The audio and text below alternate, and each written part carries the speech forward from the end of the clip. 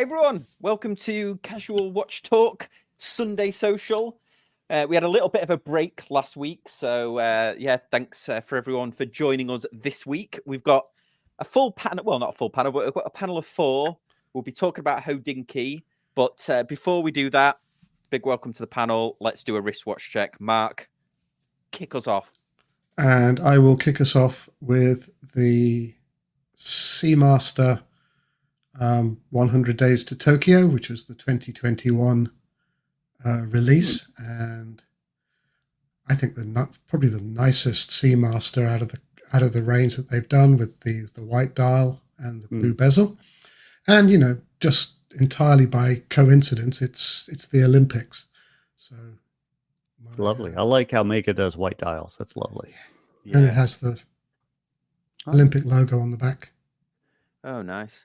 That Commander Bond was similar, wasn't it? Yeah. It was the Commander Bond, yeah. Yeah, it was the previous generation, but similar, yeah. Yeah. I like that was probably the nicest Bond watch that they've done, I think. Yeah, I've actually got an opportunity. I can see Dave pulling faces. Oh, yeah.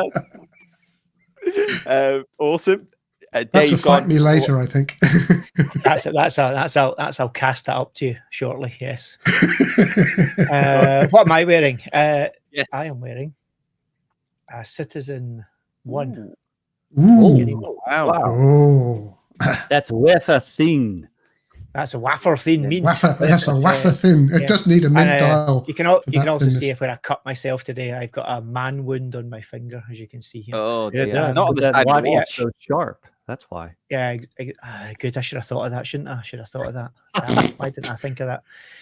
So yes, this is obviously the Eco Drive, because to be honest, unless you're Bulgari, you're not going to get a movement in there. To be honest, I don't even think Bulgari could get a movement into this.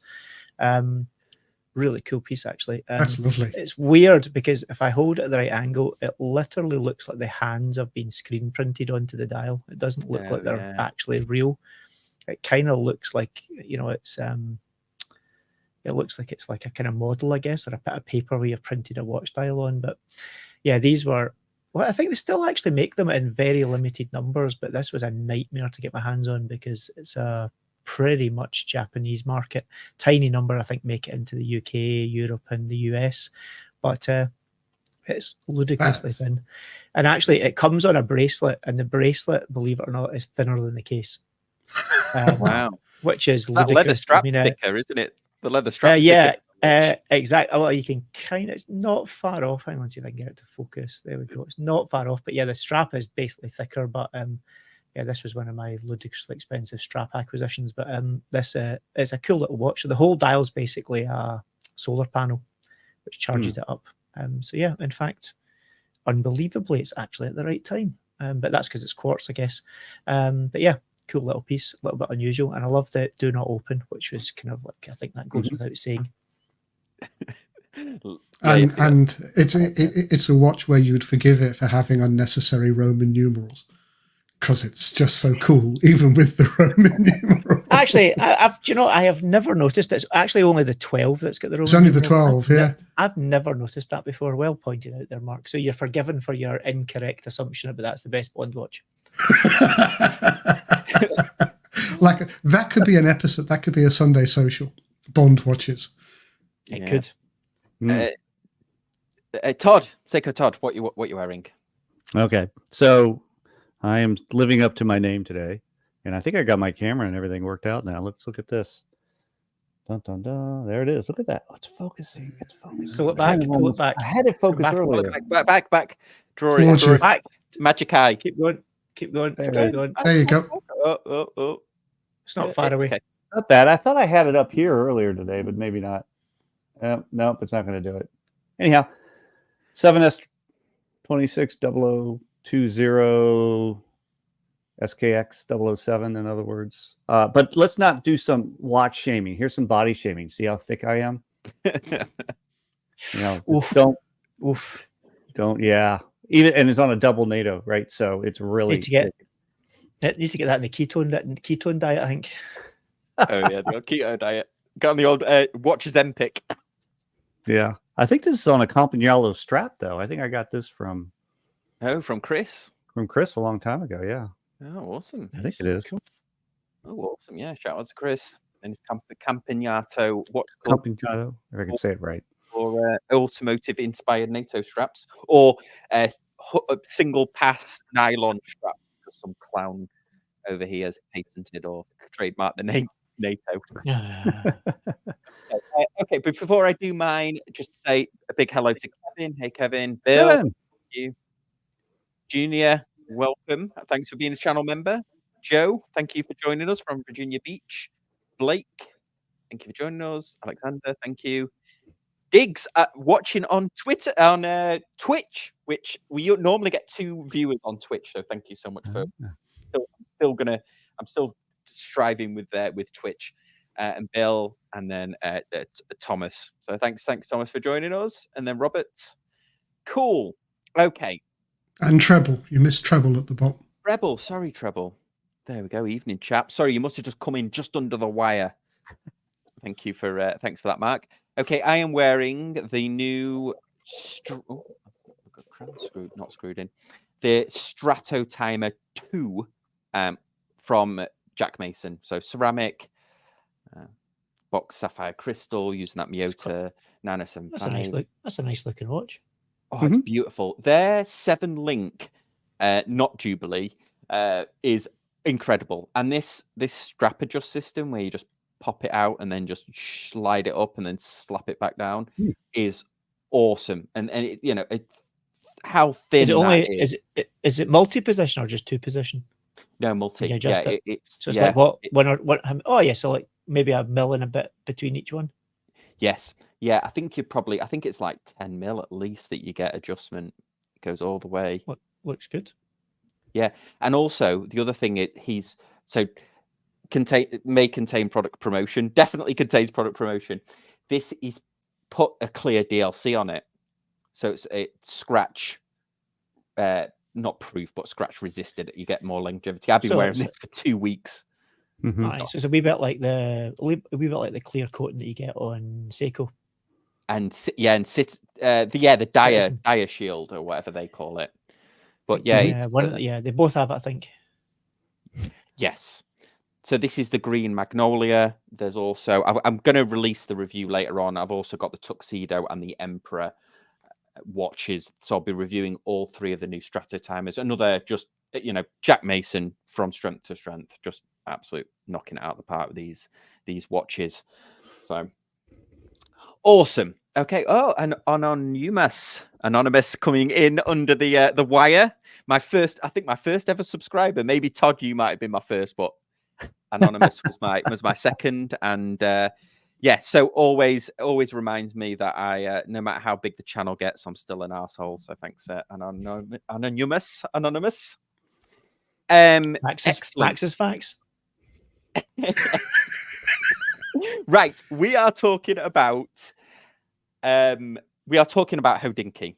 So we'll probably meander through the rest of the Swatch, the Swiss watch industry as well, because obviously there's big news about Swatches with their current sales. But I wanted to, because we've been talking about Hodinkee a lot recently, and of course, within the last 2 weeks, because we didn't do a live stream, they released this article saying that they are going back to their roots, and nothing to do with the fact that the watch industry is suffering. They're going back to their roots, and they will be doing watch journalism again, and taking their focus off trying to sell new watches, and then they're not going to stock any pre-owned watches through Crown and Caliber. But what they will still be doing is the limited editions, it sounds like, because they had one hit with the Porsche design.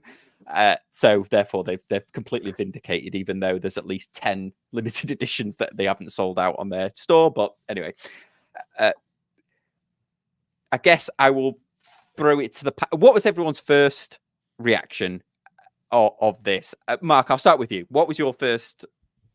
Was this a surprise to you? Given the way that it seemed that their business side, at least with Crown and Caliber, was heading, you can't keep bleeding money. So you could see that Crown and Caliber were probably on their way out.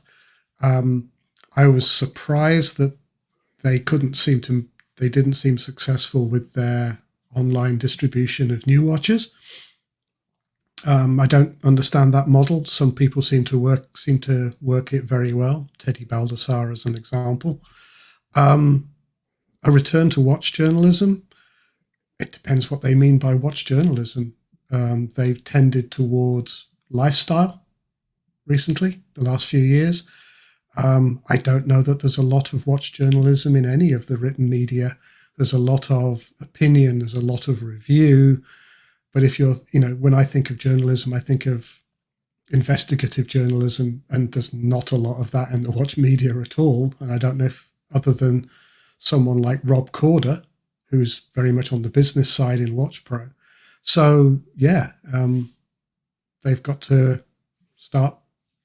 either start being profitable or die, unless they want to be a enthusiast venture again. And I think they're too big to go back to being a purely enthusiast venture, relying on Google ads, because the ad rates for websites are terrible. So it's not unexpected. Is it a necessary dose of humility? Schadenfreude would say yes, but given what has come out about their financial situation, I don't think it was too much of a surprise. It was more of a case of, when's it going to happen?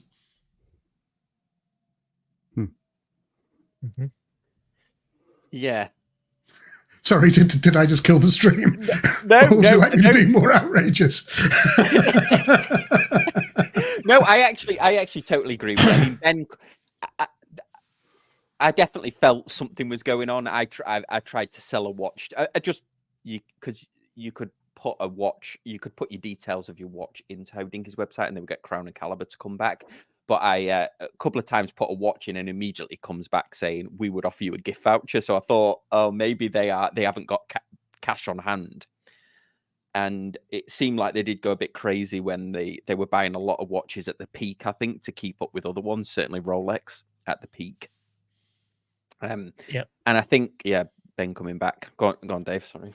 No, I was just agreeing with you. I think, you asked the question, does it come as a surprise? Yeah. In many ways, no. But then, to be honest, in other ways, a little bit. Let's be honest, Hodinkee, up to a point, had been a really successful business. It had been kind of like the first one that they were one of the first big blogs. There was, of course, other blogs and things out there, but they were the first that made the big time, the big mainstream, managed to get investment, managed to capitalize it in some form, and got going. And they got quite significant investment from big players in the market. And of course, they moved into retail. They were doing all the classic, build a big business, make a lot of money, following that American dream, if you want to put it that way. They were doing everything, and it looked like they were doing nothing wrong up to a point. The problem was there was a lot of egos involved, and Ben is definitely one of them, but there's others as well. There was lots of egos involved, and they thought it was the unstoppable march, a bit like the Roman Empire did, until it wasn't. And of course, we're hitting that point now. You could argue they got greedy. They tried to do too much, and they moved too far away from their original demographic. And that's a classic problem of any business. If you're going to grow, how do you take your existing audience with you? Doesn't matter who you are, doesn't matter what you do in business. Usually the folk who get in at the ground floor are the folk who are kind of, for want of a better word, the foundations of your business. And when you're relying on people consuming content, that's who they alienated effectively along the way. It went from the regular daily of everyone who was kind of a bit of a watch guy, a watch person, a watch geek, whatever you want to call them. And it kind of petered out of that narrative for most people. I know I certainly don't really look at the site and haven't looked at the site for a while. You used to go for good, well-written pieces of work, by a variety of different kind of writers that they had. And it just became very commercial. It became very advertorial, and it became very predictable. And it's the same old story you could get from anyone else.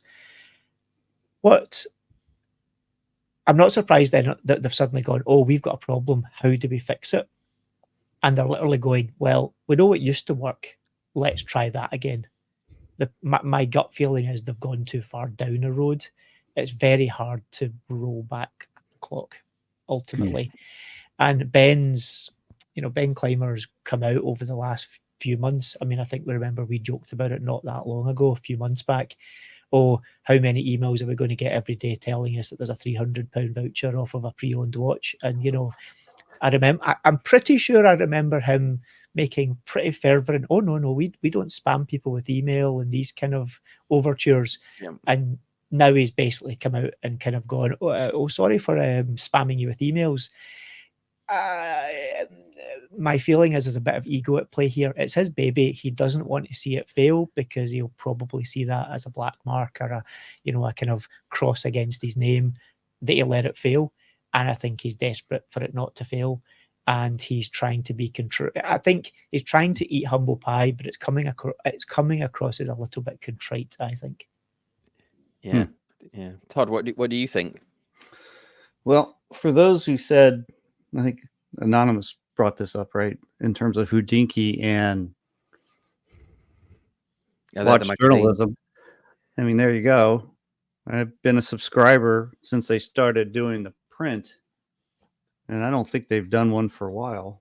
But I mean, I could just open, like, this is one I was just looking at briefly before we got on. I mean, I thought it was, here's one where they, went through a bunch of weird watches, really good stuff. So they talked about the Ghostbuster Seiko, and they had other things like that, which were pretty, cultural icons, especially at the time.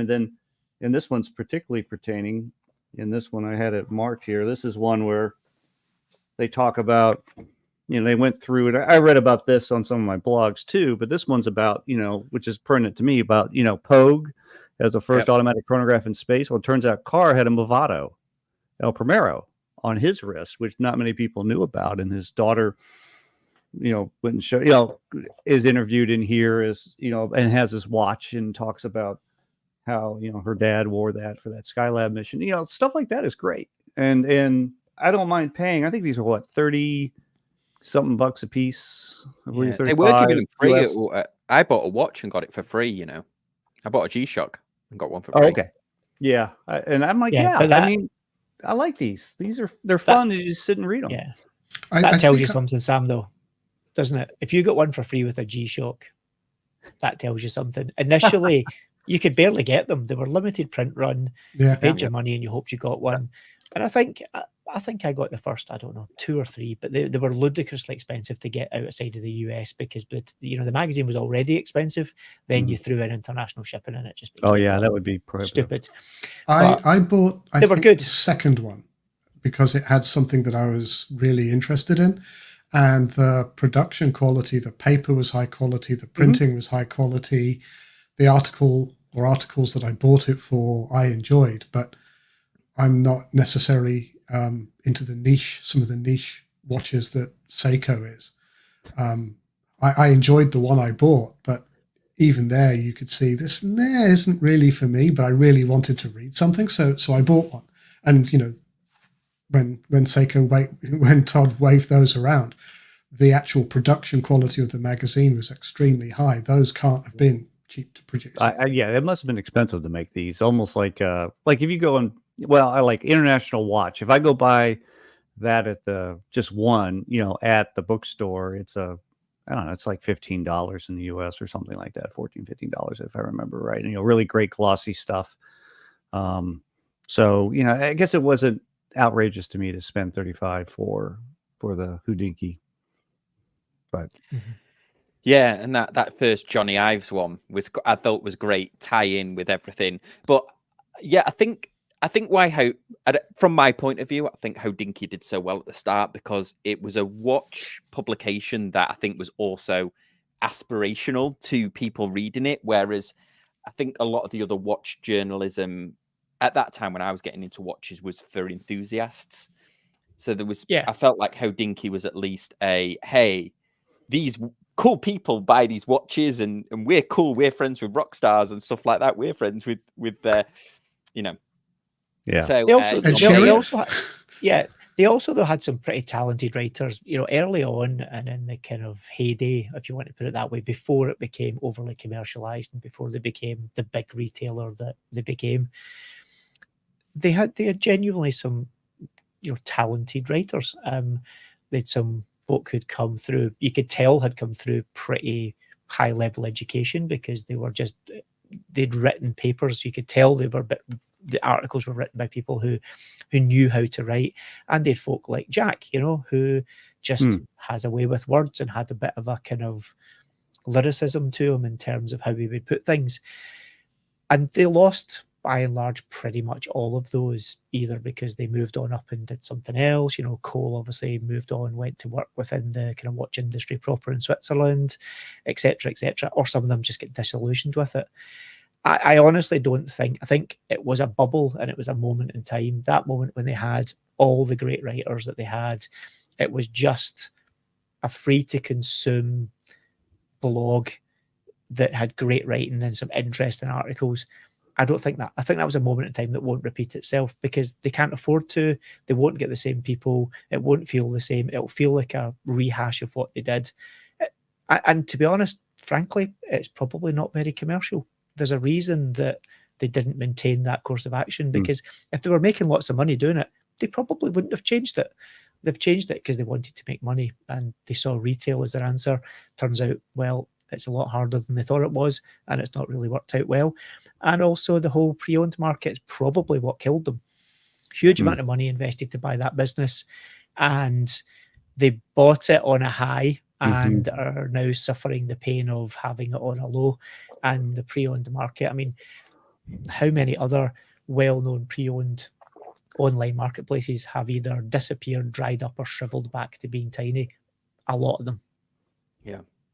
Yeah, and as well, I think one of the things that I think turned a lot of the enthusiasts off reading it was not anybody at Hodinkee really, or an article, or them going to retail.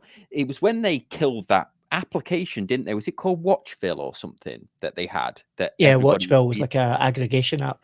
Yeah, and I remember loads of people, and that was owned by Hodinkee, wasn't it? And it would aggregate their news, but I believe it also would aggregate other news journalism, other watch journalism as well. And I remember a lot of enthusiasts loved that, and they killed that. And I think that was one of the things that a lot of the enthusiasts thought at the time. Wow, okay, they're not aimed at us anymore. And like you said, Dave, that's hard to walk that back. I mean, they wouldn't probably ever make an app like that again.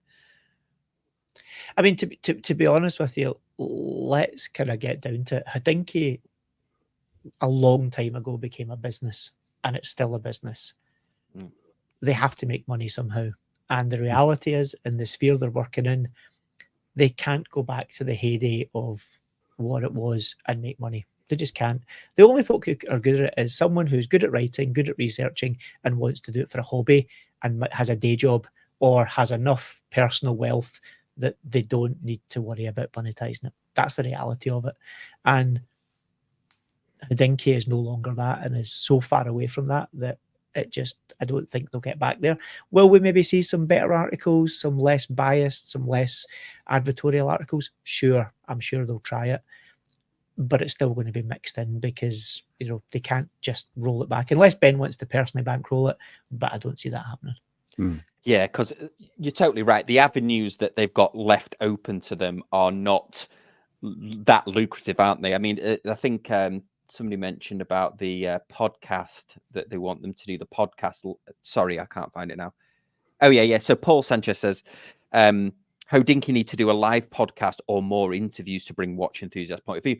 They do, but that's whether they did that on YouTube, whether they did it as I mean, it's very hard to monetize a podcast when you're doing it yourself, or if not impossible.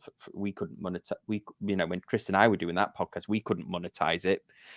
And same with YouTube. Like, you'd have to get a lot of YouTube views to justify the entire crew and everything, a film crew and that, going out to these places. Yep. So those avenues that they perhaps have left open to them aren't that lucrative anyway. I mean, they're not going to save business. Yeah. Wall Street Journal just did an article on podcast, which was really kind of revealing to me, is that like the top 10 in the country are the only ones that are really, where advertisers are actually sponsoring, or you're going to get some form of remuneration that's reasonable, like the Kelsey brothers. Like we watch them sometimes because, you know, whole Taylor Swift, but we're Philadelphia Eagles fans. And so, you know, you see in the US and they're number 4 in the country and they're negotiating a deal. I think it's worth $10 million or something to one of the, you know, podcasting, Spotify, I forgot which one it is, between Apple and Spotify and what have you, you know, but otherwise I don't think anyone's making any money on podcasts. As a general rule, no. I mean, it's like anything, isn't it? It's a handful of them will really gain the attention of an audience to the point where, you know, a Spotify or someone thinks, I want to have this as an exclusive on our channel. And why are they doing it? Obviously, because it's popular and they think, well, if it's on our channel, we'll get more people coming to our channel and you might have to pay for Spotify Premium, yada, yada, yada. But by and large, most folk do podcasts because they're informational. Right. Or they're well, what fun. about Scottish Watches? Let's ask one of the creators right there. Like, how does? Yeah, you see, the reality is that for the start, it was a fun project. It was nothing more than that, you know. Like, when it started, I still do have a day job, but I had a different, albeit full-time day job. Ricky had other stuff that he did, and it was done for fun. And through luck and, you know, consistency, it certainly wasn't skill, by the way. It was nothing to do with skill. It was very much just being consistent. You know, if you say to folk, we're going to do it every Monday and Thursday, you have to do that, because the minute you stop doing that, people just lose interest because where's the next issue? Where's the next issue? Yeah. So you just have to be consistent, and you have to be lucky that people like 2 Scottish idiots talking nonsense about watches, and it caught on. Simple as that. And then, of course, when it caught on, believe me, you know, it opens up, you know, brands will try and buy you. It's as simple as that. You know, I don't mean actually they do try and buy the podcast as well, but also, can we buy airtime? And we have to tread a very careful line of, well, what do you mean? You know, if they want complete editorial control, it's like, au revoir, goodbye, because you're just shilling a brand or you're shilling a product in. And the audience is very sophisticated, you know. They know when they're being sold at, they know when there's someone's shilling something. You really definitely have to be very careful about how you treat your audience, because the minute you take your audience for a fool, then it's not too long before it's game over. Yeah, and also you're an independent venture. You know, Sausage Watches is an independent podcast, isn't it? Sausage Watches? Did you say sausage watches? Yes, you did. Did I say? Oh, sorry. Kipper. To be honest, that's the kind of podcast I could wholly get behind. Sausage Watches. Scottish. I like it. Is that Sausage Watches is the kind of name for is that a hybrid Scottish Watches and German? Have we got a new German co-host? Sauerkraut sauce for that. Hey, and if that ever turns into a merch T-shirt, that's I'm claiming it. Is that going to be out? Is that going to be a Scottish Watches Huck 2 moment?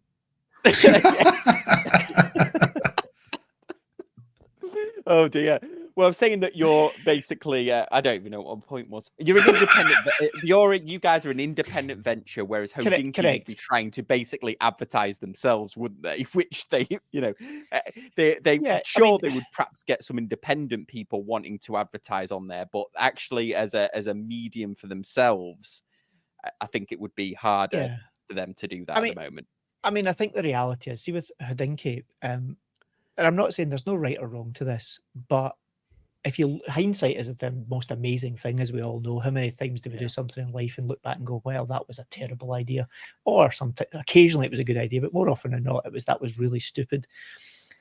You know, I think Hodinkee being American definitely had part of the reason they got to where they were, because they were chasing $1, you know, and there's nothing wrong with that, but it's, you know, it's a very classic American tale of build something and think, oh, I can become very rich doing this. And some folk are successful and do it. I think if you look at Fratello are not materially that different.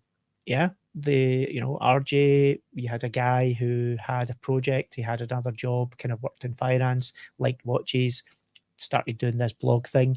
And it was different, but similar in many ways. writing some decent articles, handful of good writers doing some quite interesting things, some long form research stuff, some covering news, all these kind of things. But they, to me, have got a balance much better. They had to monetize it a little bit to make it bigger, make it work. But for me, they're kind of treading that tightrope a little more sensibly in terms of, this is the business side, this is the kind of website side and blog side. And they don't seem to have suffered the same as Hodinkee did, which was, oh, this is just a full sales pitch now for everything. And they seemed, and I think it just took it too far. They went down the road, aimed for gold, and unfortunately didn't even get bronze. And we've got some. Sorry, go on, Mark, and then we've got some great comments to read out. The other website that seems to have that balance right is Worn and Wound. Started off as an enthusiast site. They have their shop. They were a review site, but they introduced their shop. They do a lot of distribution, and now they have the event business too. So they've, but they've taken time. I don't know whether they've taken outside investment. I don't know whether Fratello took outside investment, but that outside investment that Hodinkee took demands its money at some point. Yeah. So if you can do it without it, so much the better. Well, you can take your own time. You say that, Mark, but it also depends who is the investor. Well, yes. We know who some of the investors in Hodinkee were. It's not particular. Well, they tried to hide it, but it wasn't that well hidden, shall we say, and everyone found it. And we'd know that business 100% will be like, okay, for every one we give you, we want 25 back, and we want it quite quickly. Thank you very much. Whereas, there are investors out there that maybe are a bit more long-termist, or maybe not really looking for a huge return, or maybe just think, I like watches, I'll throw a little bit of money these guys' way just to make it a bit better. Again, it's about choosing it. Usually the first and big offer on the table is the one that's going to be like the dog that one day takes your face off. And I mean, there's, you're right that there are different sorts of investors, but a lot of what you might term venture capital, the dog investors, things got a bit tight. They want to see return, and they want to see it quickly, and it makes life very, very difficult. Knowing people who've been involved in venture capital, venture capitals is like the proverbial Shark Tank in a James Bond movie. Okay, so let's read out some of these comments. So Orange Hand says, I always like a typo in the first line of an article, or the capitalized guy is there to show Hodinkee is going back to their target demographic too. Okay. Then we've got here, I'm just looking forward to getting back to Ben's sweater and old Porsche in the next Talking Watches and pretend the past few years didn't happen. Not sure. It's going to be like one of those. It's one of those. It's going to be like the end of Dallas, if anyone's old enough to remember that. Where JR just woke up and went, "Oh, that was just a dream." So Thomas says, I thought it was nice to see their first article since the announcement was a Patek 2497, which was a fairly unknown calendar watch that was similar to the classic 2499 perpetual chronograph. Okay, Thomas, they've probably got quite a lot of them in pre-owned stock. Think of it that way. Just a hint. Just a joke. Yeah, so I think it's going to be incredibly difficult to get Hodinkee back on track. We romanticize about the blog it used to be. It will never be that again, and that isn't a business. It was a hobby. Yeah, absolutely. Yeah. Mm-hmm. And then Orange Hand says, Revolution Magazine does a good job on the mags too. Had a subscription for years, half the price of Hodinkee mag. Also, Paul says, back to grassroots approach, press the flesh, get out and talk to people. Interesting. I don't think Ben talks to normal people. I think he's probably got a guy. He's got a guy. He's got a guy to shake your hand. Hi, Ben. I'm going to get my guy here. Shake your hand. Ben too, little Ben. Yeah, bring out the tweed to speak to the common people. Okay, so Brian says, do you think was C&C that hurt, or was it the new inventory they had as an AD. That's an interesting, because Teddy's been doing a good job with the new stuff. It'll be both. I mean, the Crown and Caliber, the pre-owned market has tanked at the end of the day. You know, it's if you bought a lot of product at the top of the market, you know, and let's be honest, like you said earlier when you were getting watches reviewed, you need to have a lot of cash to do that, because most folk aren't interested in a voucher. They want hard cash. So, you know, they bought in and suddenly the stuff's not selling and it's worth a lot less than maybe even they paid for it, to be honest with you. Because it's a pretty low margin business, pre-owned generally. You know, people think these guys are making an absolute killing, but the folks selling them those Rolexes they had, they wanted premium for it. And, you know, you can only add so much on before you're competing against everyone else. I don't think they'll have had that much new inventory, by the way. I think one of the things they actually amazingly managed to get away with new watch brands is something that almost no one else in the retail space got away with. If you go to, let's just say Omega, for example, they've got Omega. If you as a retailer go to Omega, you probably have to plead with them to get the brand in the first place, because they'll say no more than they'll say yes. Then when they do say yes, they're in charge. You will take A, B, C, D, E, F. Oh, can I have any of those Omega Snoopies? No. Can I have Speedmasters? Yes, as long as you buy 850,000 of these watches that you don't want. You know, that's broadly how it works. Maybe exaggerated a little, but, you know, you buy what you're told and you buy across the range. Hodinkee managed to get to a point where brands were courting them because they were seen as successful and as a great avenue. And they managed to cherry pick. So they were saying to brands, yeah, okay, we'll represent you, but we only want to take this, this, and this from you. So I don't think their new inventory for ADs is hurting them that much. It won't be helping when you're skint, but that's not their biggest problem. Their biggest problem is they're pre-owned the market and they over-egged the pudding, so to speak, and they've just gone out of fashion. Yeah, good point. Okay, so Anonymous says, Todd, don't slate podcasts while doing a podcast. First rule of Podcast Club. And then Orange Hand says, 3 things that soured me on Hodinkee: the end of Bring a Loop weekly vintage watches article, shift to fashion and hype culture, becoming an AD for every brand that would have them. Interesting. Were they an AD for every brand that would have them, or were they able to cherry pick and just, in some cases, pick wrong? They were definitely cherry picking for sure. For sure, they were cherry picking, because you only need to look at their kind of range they had. I agree. You know, they get rid of a lot of really cool draws they had. You know, the Bring a Loop or the podcast they did. They did lots of things that folk found quite interesting. The fact that the fashion and hype bit of it, the hype bit, I agree with. I'm not a fan of hype as a general rule. The fashion bit, it depends. If you do it right, it's not the end of the world. You know, people that like watches, funnily enough, do like other things as well. And I'm not adverse to being shown some stuff. Like, I think Oracle Time, you know, which is a British magazine. I think they're internationally distributed, though.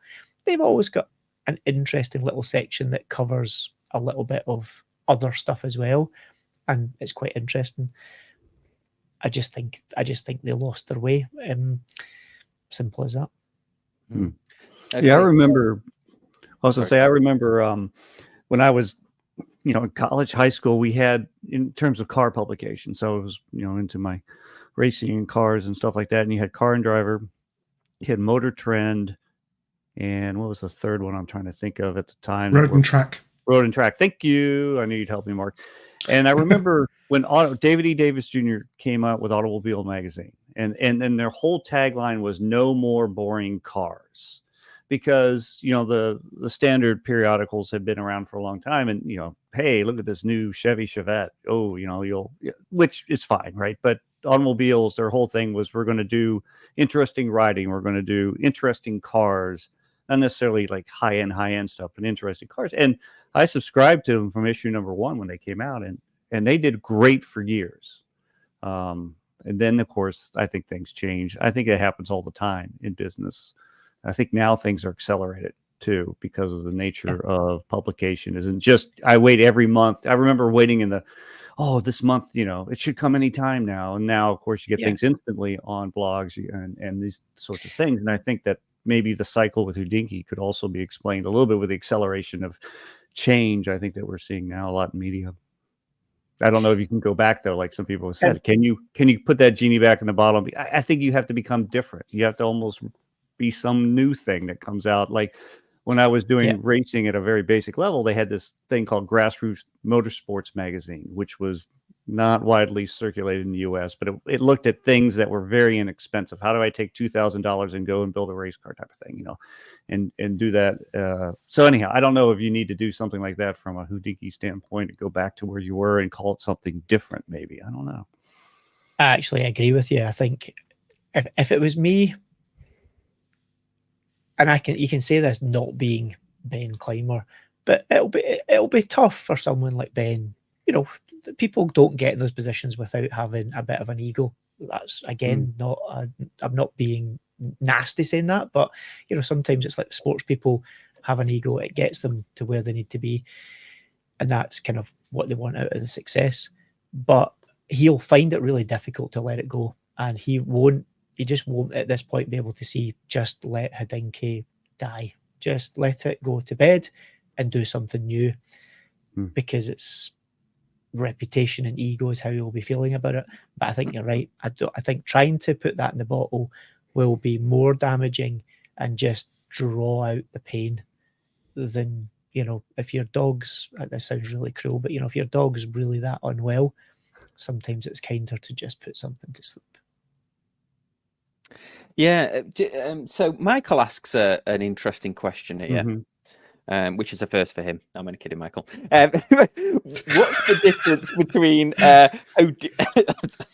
You can attack the panel, don't attack the audience. We need the audience. Jesus Christ, Sam, this is why we pre-record the web. This is why we pre-record the podcast. Professional tip: pre-record it, edit out the things you're not meant to say.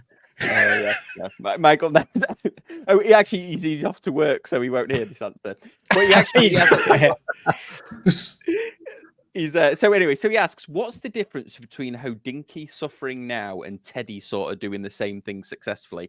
I mean, Teddy is such a great success story. He basically has done other things in the watch community that people tried to do. He's just done it better. Like he's outclassed he outclassed a lot of people on reviews, certainly me. And and he is doing like new home stuff, and he's opened a brick and mortar store, which you would think, wow, why is he doing that at the height of the market being in a decline? But I guess, what's the panel's view on that one? Wonder who's paying for that story. There's a lot of financial backing by certain sharks associated with Mr. Baldassarre and red strap liking people. Maybe they put them on Rolex, I understand, right? Yeah. And that is exactly the type of investor you want. Whether you like that individual or not is a very different question. But he's a complete watch geek, and he has got more money than all of us on this panel and probably every other person tuning in comments multiplied by 10. And he is probably, to him, putting in pocket change and will prop it up. The interesting thing will be, how long will he do that for? Until he might or might not lose interest in it.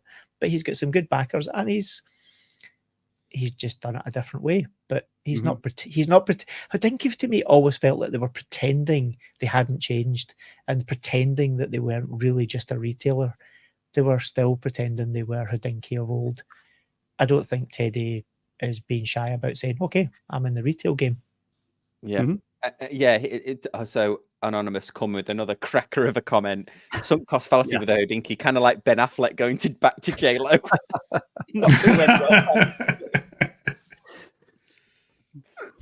This is a fact. So there you go. I'll read that one. Kevin and Teddy openly denied that Kevin was an investor on a video. Not sure I believe that. I don't know. Well, he wasn't an investor. He was a very kind benefactor. Oh. Yeah, it's all in the language. Yeah. Well, also, I mean, even the thing is, though, even if he wasn't an investor, he's invested his time in being on Teddy's channel, and those videos boosted Teddy's channel like massively. Correct. Good on him. Like Mhm. I would love that to happen. That's not a negative. I mean, Teddy built a channel that attracts somebody of that that ilk to come on there. So no shade on Teddy, but that I he think benefits that. Yeah, you see that everyone, when you say okay, financial investment is obviously the thing that we're all alluding to and everything else. But yeah, you're right. Investment in who he is, and it satisfies both of them, because Kevin likes the limelight. That's the kind of Mhm. personality trait he is. He loves watches, and he will love talking at people. Simple as that. And he's seen an opportunity to get himself into an area, and Teddy likewise is using. They're using each other just as much. And Teddy's gone because it's made his profile stratospheric. So you're right, it is an investment of sorts. It's just not necessarily financial, but it is financial because by him being there, it will attract others who may want to financially invest in that business. Yeah, and Kevin's a big drawer in the world of horology, because when he was at Watch Time, wasn't he, last year, Mark? And I was there when you couldn't even get in that room where he was talking about watches. I mean, having said that, Gotham Hall's not that big, but anyway. I think I need to no longer be the benefactor for Sam. See, I'm financing his wardrobe, and the $10.95. That's why his wardrobe looks like that.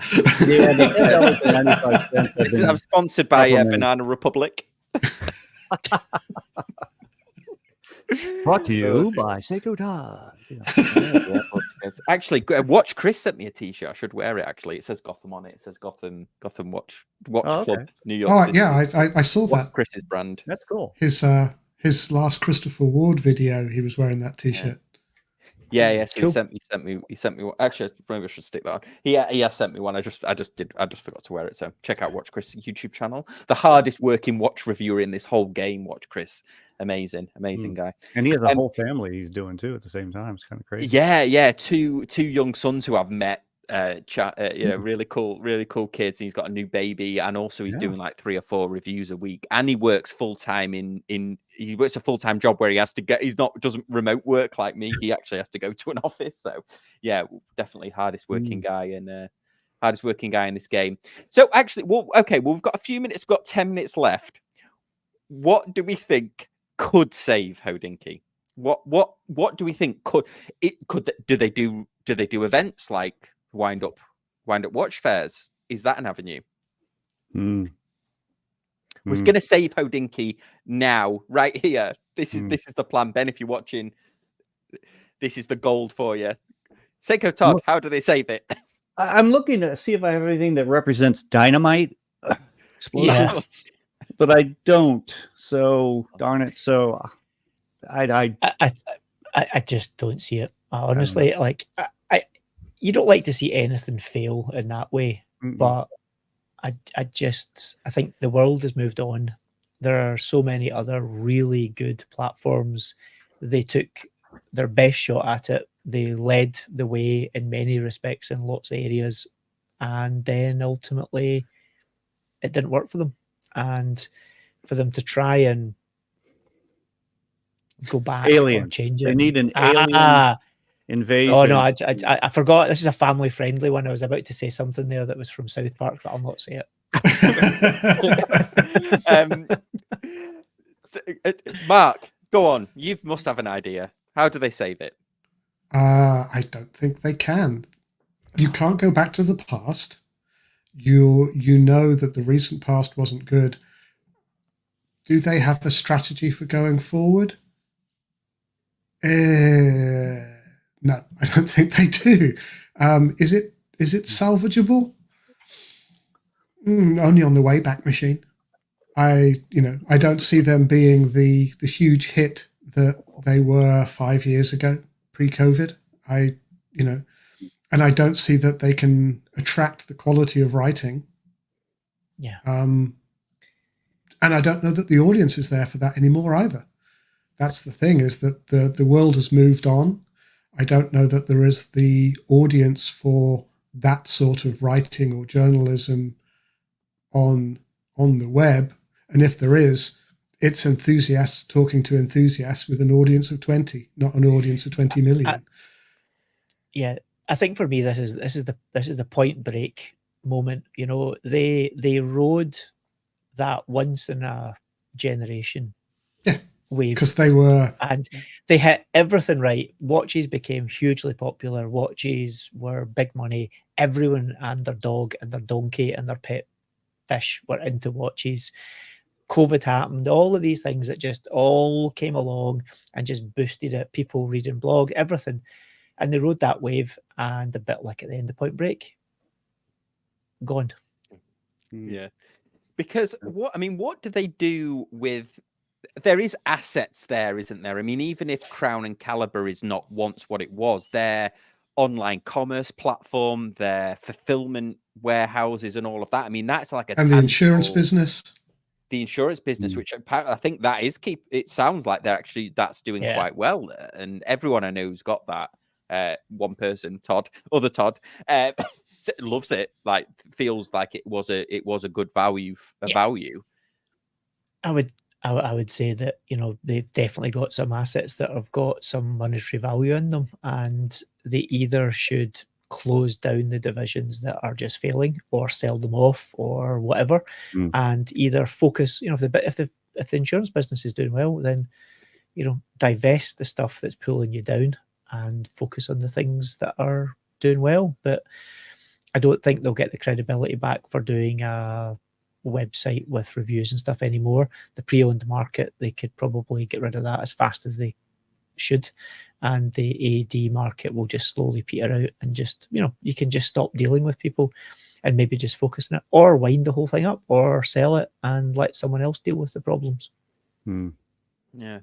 So who would buy it? It would have to be somebody like, well, LVMH, obviously they own a piece of it, don't they? Because they were an investor. LVMH investments, but I mean, the pre-owned business, to be honest with that, you'd probably sell it for whatever someone was willing to offer you. I don't think it's a seller's market in that sphere, but they should probably get rid of it, or just wind it up and close it down. Simple as that. The ADs, it's relatively straightforward. The brands they represent, just say we're pulling out of that and stop dealing with those brands and liquidate the new inventory that you've got. At least with it, it's got a higher perceived value than what they'll have paid for it. So at least they could liquidate it and pull the cash that they spent back in on that stuff. The problem with their pre-owned market is most of their stock is probably worth less than they paid for it, which is a big problem. You know, but if they've got a 10K Omega or a 10K whatever, you know, watch in their inventory, they've not paid 10K for it. They've paid a lot less than that. So at least they can liquidate that. Folk will bite their hands off to buy cheap watches that are new. You know, that'll happen, and get out of that market. Maybe if the insurance is doing well, then focus on it, or sell the insurance business to an insurance company. Insurance companies like buying up other insurance companies that are doing well. And it's a nice niche insurance market as well. And it's also, it will be pretty much high net worth individuals that are relatively low risk. So, you know, some of the big insurance companies probably wouldn't be too upset about getting those people on their books. Yeah, I wonder if they could keep the insurance, they've obviously got a lot of high net worth people, haven't they, that still are enamored with the Hodinkee. I mean, they sold all those Porsche design watches, and they were 10 grand a piece. So I wonder if they could do some kind of like bespoke watch sourcing business, or they could do some kind of curated, maybe go like a design route and design watches, or perhaps design other things like, you know, apartments by Hodinkee or something. You know, maybe they could go more, you know, like that kind of sell the brand. I don't think they have that reputation, though, do they? Of watch design. Yeah, I mean, they that's a tough one to get into. Every watch they've ever done that's been well done and sold well has been little embellishments on an existing model. They didn't exactly do the heavy lifting. What they did do was just enough to not ruin it. Yeah, so Orange Hand says they should start consulting for brands that need help with marketing, storytelling. They know how to produce high quality. No. Not feeling Well, that, Dave. no, they used to know how to They make used to, high quality content. And that's something that a lot of, that's a crowded market, that marketing and storytelling consultancy. The name might get you in the door, but they'd have to show a track record, and they've never done it before. As far as we know, they don't do it. The proof's in the pudding. They've got a lot of brands on their books, and whose story have they been telling for the last few years? The brand story. That's true. Yeah, they haven't. I mean, yeah, it's interesting. I think they could do like a net. I don't know how they would do a Netflix show, but they're certainly set up like that. But I don't know whether there'd be any appetite in a Netflix show for like watches. Would there now, where it was sort of a set, one of these apartment selling websites like the Selling Sunset or whatever it was, but it was watches.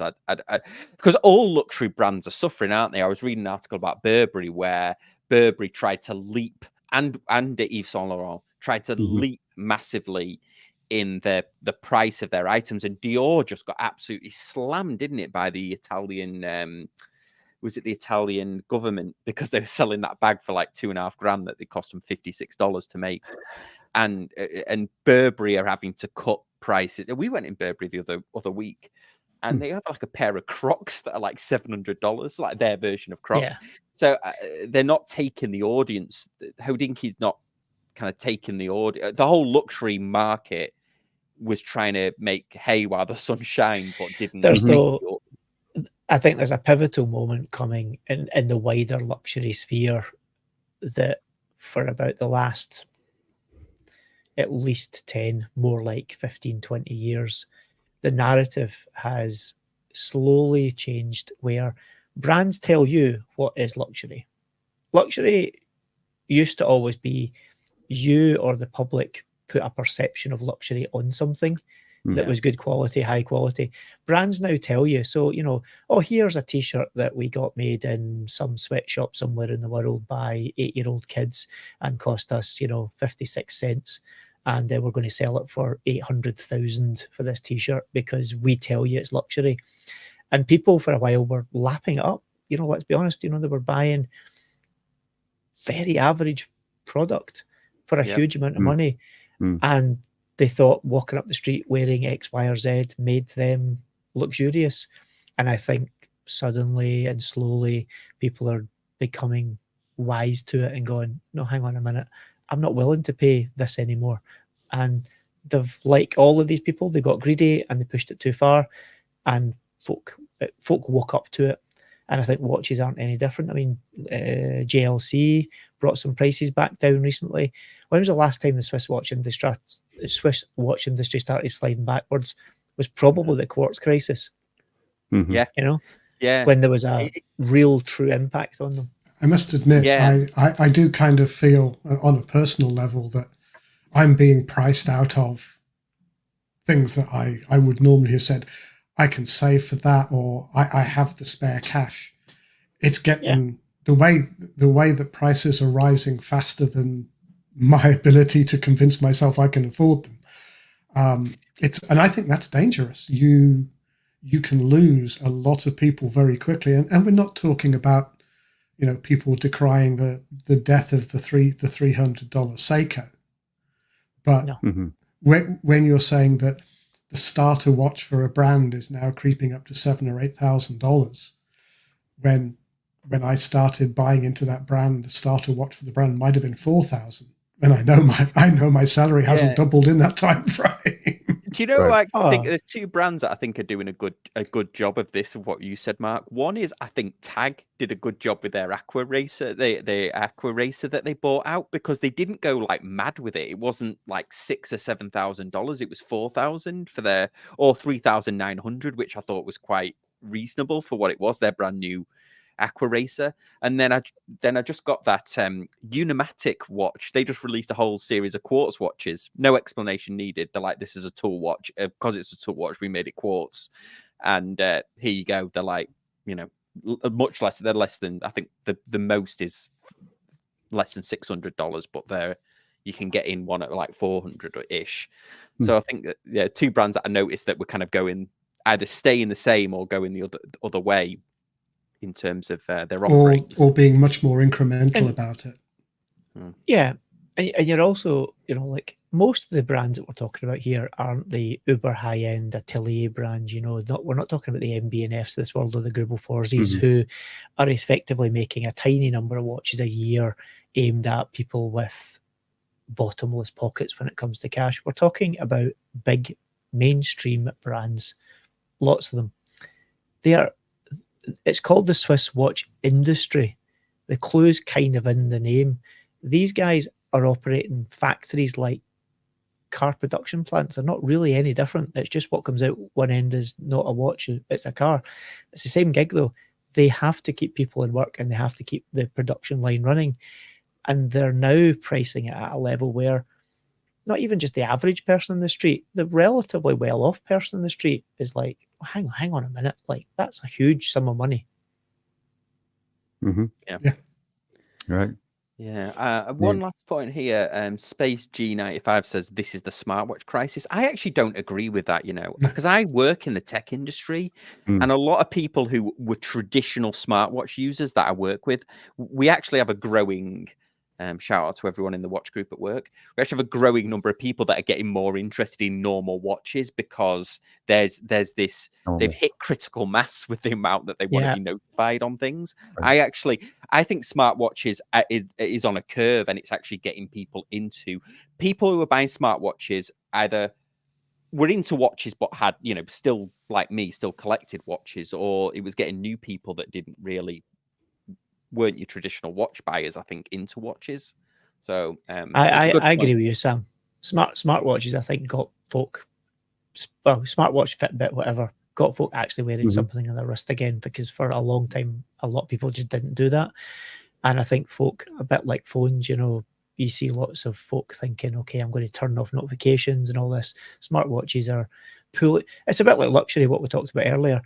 People are getting wise to smart devices, almost like just drawing them into this bubble of vacuous nonsense, and they're trying to declutter it a little bit as well. Yeah, it's not the it's like with a watch, with a normal watch like this, it's the movement, it's how it feels in the hand, it's this. Whereas a phone or a smartwatch, it's the software that you're drawn to. You're not drawn to the actual. There might be slight bit of design that you like about a smartwatch, but it's the software.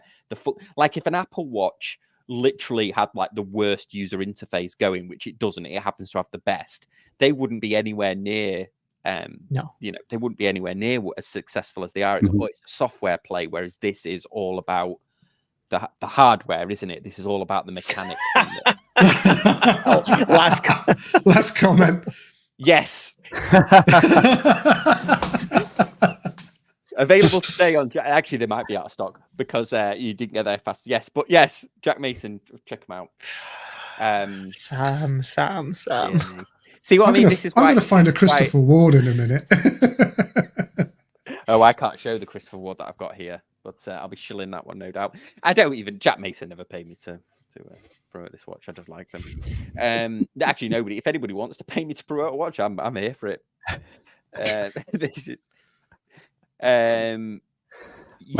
So okay, awesome. Yeah, Orange Hand said, yeah, this is a shameless greed crisis, doubling MSRPs in 5 years. They're all doing it, aren't they? It's a huge part of it, and it's because if you look at Richemont and LVMH, they didn't become billionaires, and as many billionaires shouldn't exist. Unfortunately, we're all partially guilty and responsible. Right. Well, like in the US, I haven't figured out why trucks cost $70,000. Pickup trucks. Yeah. I mean, I just saw one today that a family member had. It was an astounding truck, but I think that thing had to be $70,000. It was unbelievable. And that's cheap.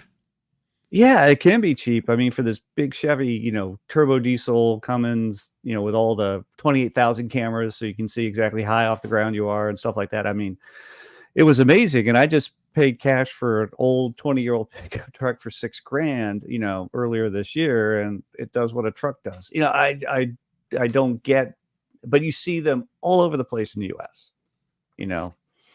Yeah, And- I saw one of those And the place you see Wagoneers. them most often now is dealer lots because they ain't selling anymore. Now, Yeah, right. Before you the couldn't Dodge you Rams. couldn't get Yeah, them. Now you yeah, can't reserve them. yeah, that the Dodge Ram, isn't it? And that Jeep, the Gladiator, are like the slowest selling cars, I think. But I was one of those Jeep Wagoneers today, and I never saw them. But that's like a Jeep that they're like close to 100,000, I think. Wagoneer.